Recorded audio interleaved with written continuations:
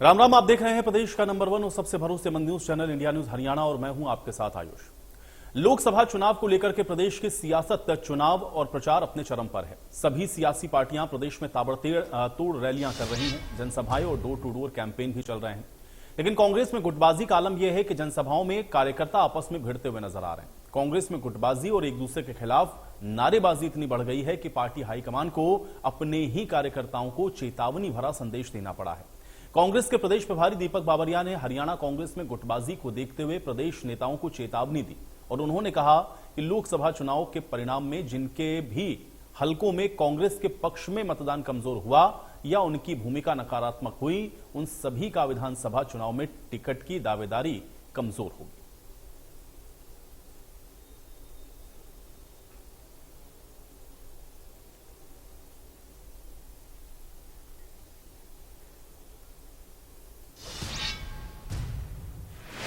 तो कांग्रेस में चल रही तनातनी के बीच में जेजेपी और इनेलो के नेताओं के बीच भी बयानबाजी तल्ख हो गई है। चाचा अभय सिंह चौटाला को दुष्यंत चौटाला ने खरी खरी सुनाते हुए कहा कि अभय चौटाला लोगों के गले में चुपके से पार्टी का पटका डालकर फोटो खिंचवा रहे हैं। जो वोट नहीं देना चाहता है उसके गले में भी पट्टा डालाते हैं। दुष्यंत यहीं नहीं रुके, उन्होंने इसके आगे यह भी कहा कि इस बार चश्मा भी छिन जाएगा। दुष्यंत चौटाला ये बड़ा दावा कर गए, इनेलो के 70,000 वोट भी नहीं आएंगे। वहीं अभय चौटाला ने भतीजे को पहचानने से ही मना कर दिया। दुष्यंत चौटाला के बयान पर अभय चौटाला ने कहा कि कौन दुष्यंत, मैं किसी दुष्यंत को नहीं जानता हूं। तीसरा उम्मीदवार आपका पत्रकार साथी देख रहे हैं, कह रहे हैं इनेलो भूल के नहीं भूला और रणदीप ने कह दिया चश्मा। वो खौफ बैठा रखा है हमारे वालों के मन में।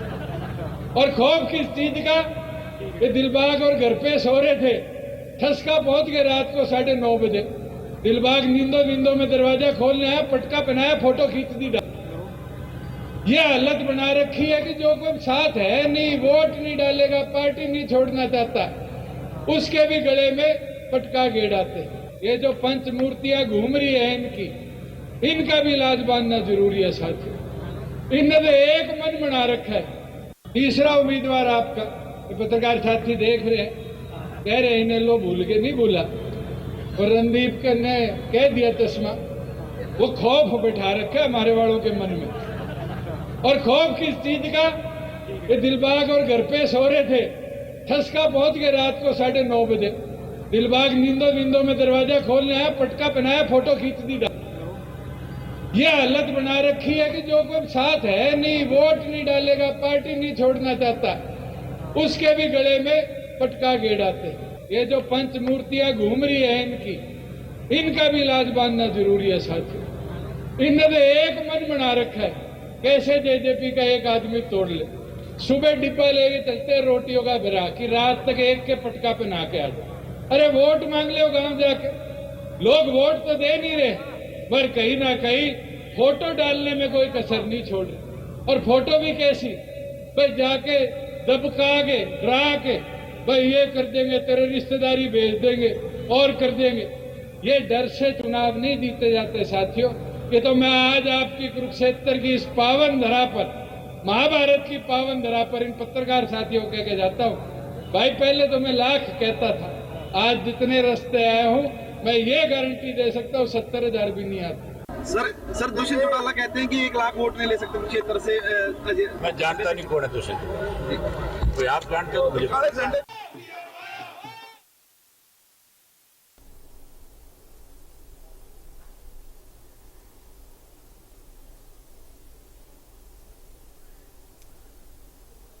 तो देख रहे हैं आप, एक तरफ तो जेजेपी और इनेलो में किस तरीके से जो जुबानी जंग है वो चल रही है। चाचा भतीजे के बीच में आप देख रहे हैं कि किस तरीके से वार पलटवार हो रहा है। सबसे अहम बात तो यह है कि अभय चौटाला तो यहां तक कहते हुए भी नजर आए, कौन दुष्यंत, मैं किसी दुष्यंत को नहीं जानता हूं। लेकिन अब क्या इससे जो नुकसान है वो दोनों पार्टियों को होगा या किसको होगा, इसके लिए थोड़ा और इंतजार चुनावों का। और दूसरी तरफ कांग्रेस में जो गुटबाजी चल रही है उसको लेकर के भी आप देख रहे हैं कि प्रदेश प्रभारी दीपक बाबरिया को कार्यकर्ताओं को चेतावनी देनी पड़ी है, जिसमें उनको यह तक कहना पड़ गया है कि अगर आपके हल्के में मतदान कम होता है, ग्राफ गिरता है, तो फिर जिम्मेदार वहां के जो नेता हैं वो होंगे और फिर विधानसभा चुनाव में टिकट की दावेदारी भी कमजोर हो सकती है। तो कुल मिलाकर के राजनीति आप देख रहे हैं कि समय पूरी तरह से चरम पर है और इन सब के बीच में दिलचस्प होती हुई राजनीति में अलग अलग तरीके से आप देख रहे हैं कि अलग अलग तरह के जो रंग हैं वो देखने को मिल रहे हैं। कहीं वार पलटवार है, आरोप प्रत्यारोप है।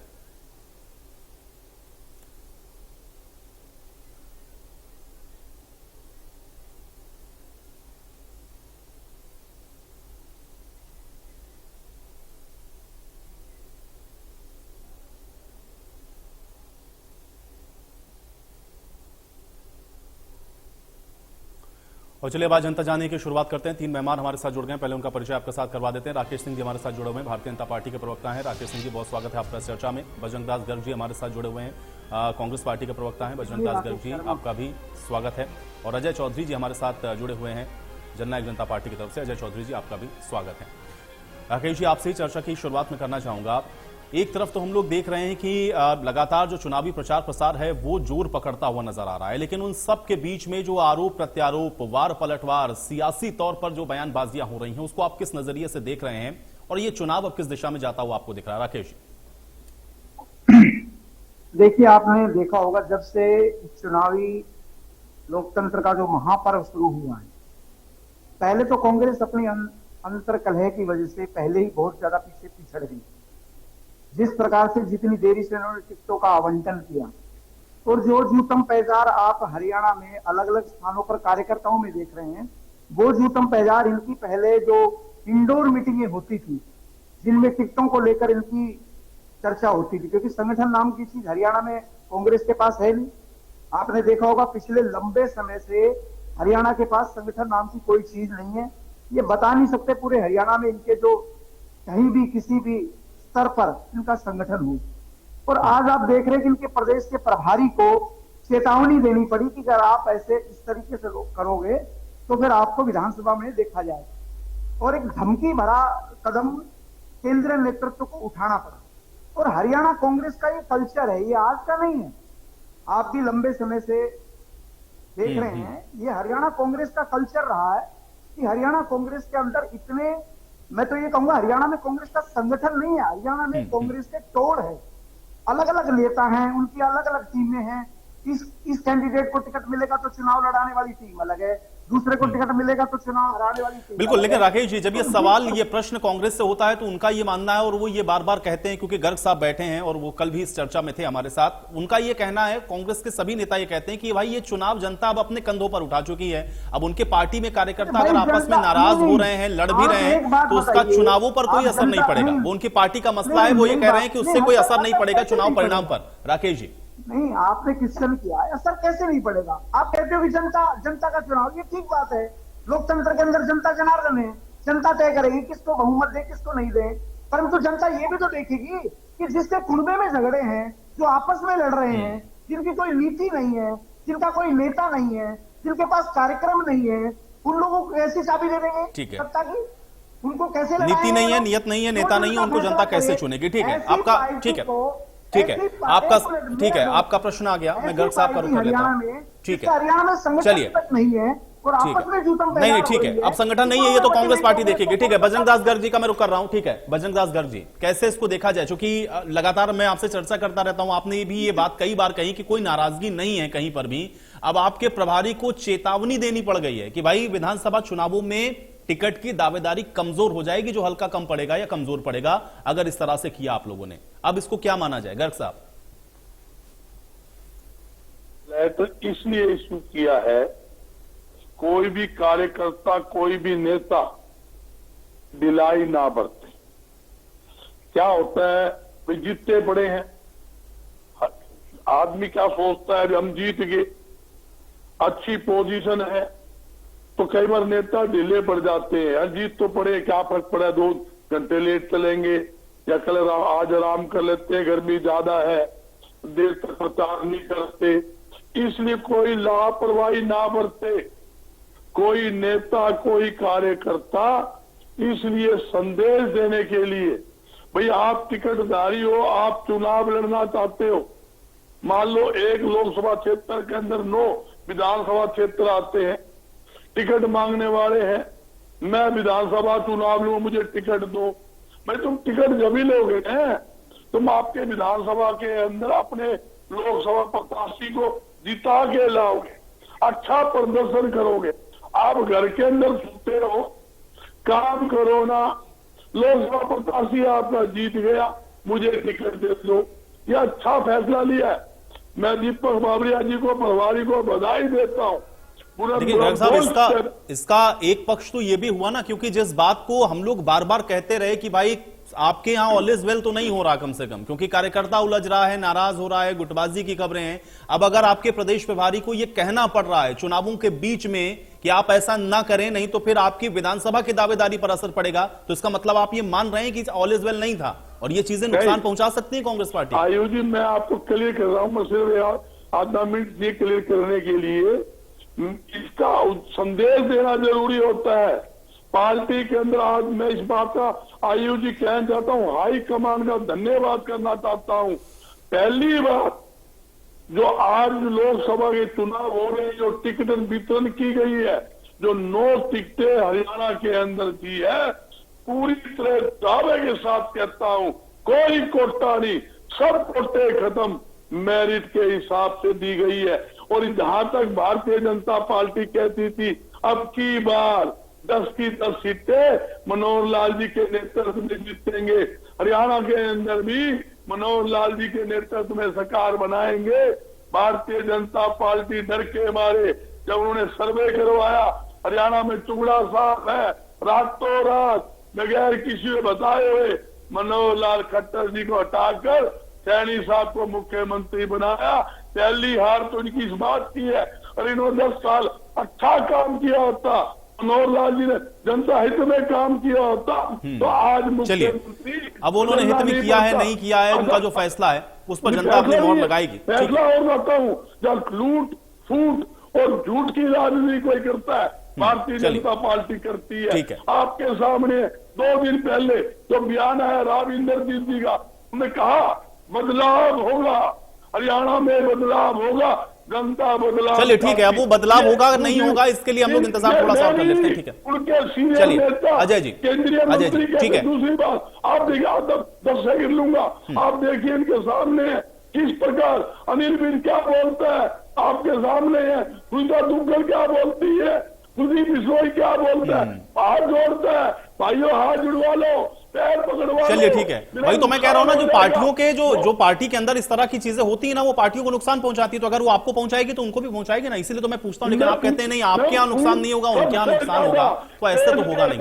अगर आपके यहाँ जनता चुनाव लड़ रही है तो जनता वहां पर भी चुनाव लड़ रही है। ठीक है, चलिए ठीक है। अजय जी, अभी जो सवाल यहां पर उठ रहा था, और खासतौर से जब ये प्रश्न पूछा गया अभय चौटाला जी से, तो उन्होंने तो ये तक कह दिया कि भाई कौन दुष्यंत चौटाला, अगर आप जानते हो तो आप बता दें। ये जो आरोप प्रत्यारोप, वार पलटवार, सियासी ये जो बयानबाजियां चल रही हैं, इसके मायने क्या हैं? सर, चुनाव में आप सीनियर जर्नलिस्ट हैं, चुनाव में आरोप प्रत्यारोप का दौर तो चलता रहता है, लेकिन आदरणीय अभय चौटाला जी का ये बयान कि मैं दुष्यंत चौटाला को नहीं जानता, कि अपने आप में बड़ा हास्यास्पद बयान है, क्योंकि दुष्यंत चौटाला जी हरियाणा के डिप्टी चीफ मिनिस्टर रहे थे।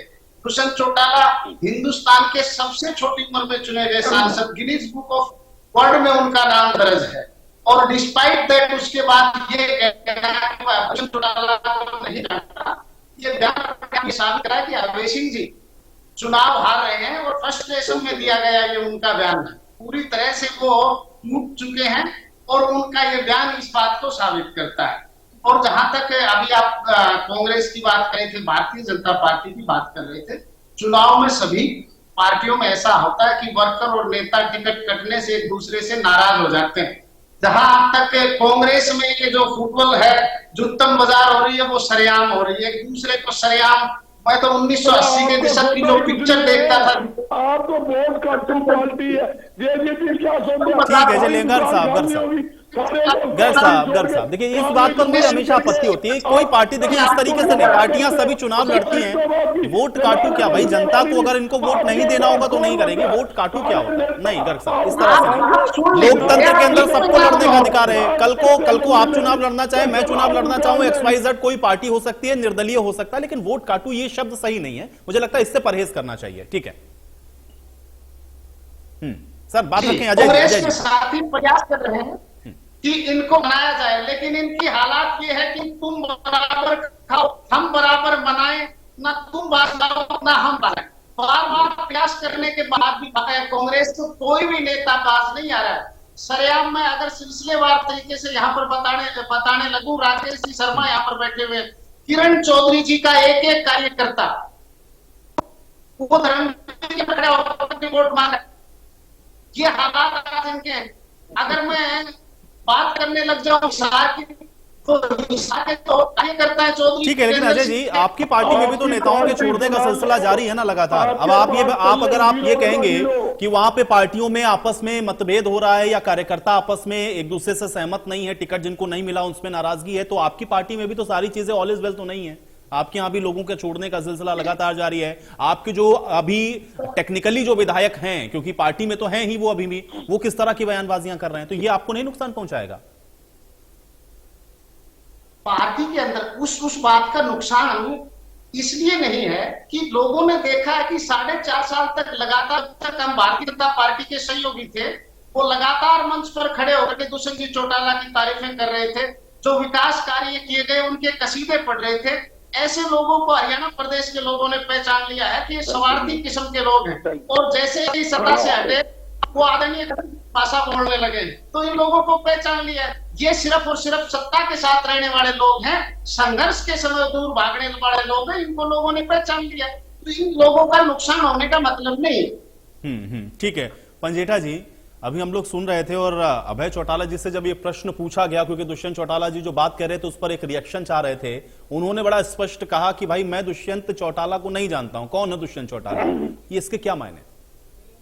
देखिए आयुष जी, जो व्यक्ति 750 किसानों की शहादत के बाद भी जिसने कुर्सी से और सत्ता की मलाई से चिपकना ज्यादा जरूरी समझा, और जब कोरोना काल से ही देखते हम आ रहे हैं, जब मंडियों में किसान परेशान होना शुरू हो गया था, उसके बाद ये 3 काले कृषि कानून आए, जब महिलाओं का सम्मान कुचला जा रहा था, महिला रेसलर्स का सम्मान कुचला जा रहा था, जब महिला कोच का हरियाणा में सम्मान आत्म सम्मान कुचला जा रहा था, जब कोई भी, चाहे सरपंच हैं, चाहे आंगनवाड़ी वर्कर हैं, चाहे डॉक्टर्स हैं, जब भी जो भी वर्ग हड़ताल के लिए सरकार के खिलाफ खड़ा हुआ, तो दुष्यंत चौटाला सत्ता के साथ चिपके हुए मिले।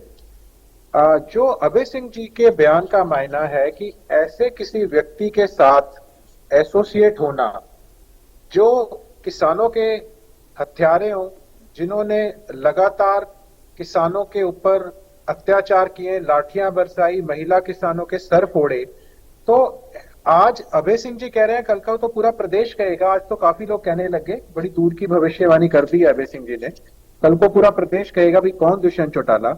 और ऐसे जिस व्यक्ति ने चौधरी स्वर्गीय ताऊ देवीलाल जी की नीतियों पे चलने के बजाय, सत्ता को लात मारने की बजाय या इस्तीफा देने के बजाय, सत्ता का लोभ लालच में लुप्त होकर सत्ता की मलाई खाना ज्यादा जरूरी समझा, ऐसे व्यक्ति के साथ चौधरी देवीलाल जी भी आज होते तो वो भी यही बात कहते। चलिए पंजेठा जी, अभय चौटाला जी ने तो जवाब नहीं दिया, लेकिन मैं ये जानना चाह रहा हूं, क्योंकि दुष्यंत चौटाला जी ने जो बात कही उसको इंडियन नेशनल लोकदल किस तरीके से देखते हैं? क्योंकि अभय चौटाला जी के बारे में उन्होंने ये कहा कि भाई चुपके से पार्टी का पटका डाल देते हैं ऐसे लोगों के गले में जो कि आपको वोट करेंगे भी या नहीं करेंगे, इसकी कोई गारंटी नहीं है। ये इस तरह के बयान कैसे आप इसको देखते हैं पंजेठा जी? चलिए पंजेठा जी, मुझे लगा शायद कुछ संपर्क मेरा आपसे टूट गया है, आपकी आवाज मुझ तक नहीं आ पा रही। अजय जी, मैं आपसे भी मैं आपका प्रश्न ठीक नहीं सुन। जी, हाँ ठीक है पंजेठा जी, मेरा प्रश्न ये था कि दुष्यंत चौटाला जी ये कह रहे हैं कि चुपके से गले में इंडियन नेशनल लोकदल का पटका आप लोगों के गले में डाल देते हैं, ऐसे लोग जो कि आपको वोट भी नहीं करने वाले। देखिए, ये एक हताश व्यक्ति बोल रहा है। अगर 1% भी इनका वोट शेयर आ जाए तो आप बहुत बड़ी बात समझना, राजस्थान में जो इनका वोट शेयर था उनके आसपास रहेगा, 1% भी नहीं आएगा। जब व्यक्ति को पता है कि आपकी पार्टी खुद की डूब रही है, इनका हमेशा ये सोचते हैं कि अभय सिंह जी के बारे में बोल बोल के, जैसे पिछले बार बोलना शुरू कर दिया था, अब जनता भली बात समझ गई है।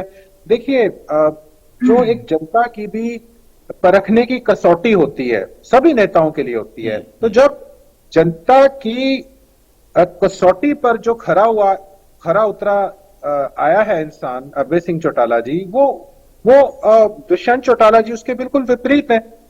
मतलब आप ये देखिए, अब जब जनता ने वो कहना शुरू कर दिया है कि दोनों में जमीन आसमान का फर्क है, जनता ने परख लिया है सबको, अब पता है कि आज कुछ भी नहीं रहा है। जो खट्टर जी बोल रहे थे आधे इधर जाओ आधे उधर जाओ बाकी मेरे पीछे आओ, अब पीछे तो कुछ बचा नहीं।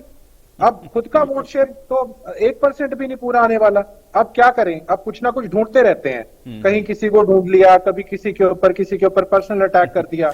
ठीक है जेठा जी, आपका ये कहना है कि हताश होने की वजह से उनका ये बयान है। राकेश जी, जब फूट की बात हो रही तो वो ये कह रहे हैं, राकेश जी फूट की बात हो रही तो गर्ग साहब का ये भी कहना, भाई अपनी पार्टी में भी देखिए आपके यहाँ भी नेताओं में नाराजगी है और खुलेआम मंच पर भी वो इस तरह की बातों को कह रहे हैं।